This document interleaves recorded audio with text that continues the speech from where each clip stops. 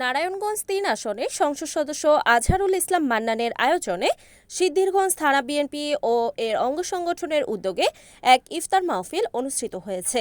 উক্ত ইফতার মাহফিলে উপস্থিত ছিলেন জেলা বিএনপি যুগ্ম আহ্বায়ক মাসুকুল ইসলাম রাজীব, নারায়ণগঞ্জ মহানগর স্বেচ্ছাসেবক দলের আহ্বায়ক সাখাওয়াত ইসলাম রানা, সদস্য সচিব মমিনুর রহমান বাবু, সিদ্ধিরগঞ্জ থানা স্বেচ্ছাসেবক দলের আহ্বায়ক রিপন সরকার ও সদস্য পাপ্পু।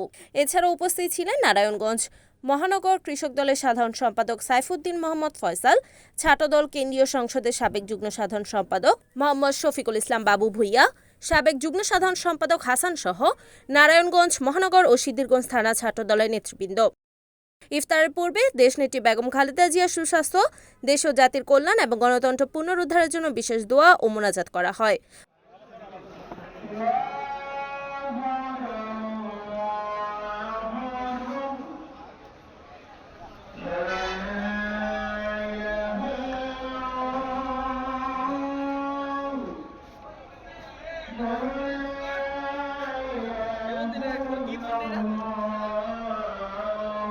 তোর সময় নাই আরজি গানের বেটা অনেক বিটে যা।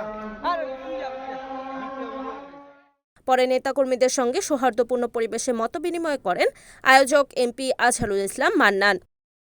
Report NAN TV, Narayanganj.